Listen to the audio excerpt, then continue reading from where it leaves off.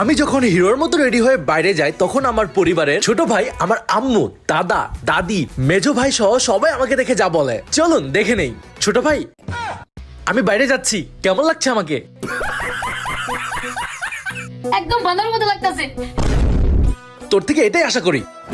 বাবা, কেমন লাগছে আমাকে? ওয়াও, একদম হ্যান্ডসাম লাগছে। থ্যাংক ইউ সো মাচ বাবা।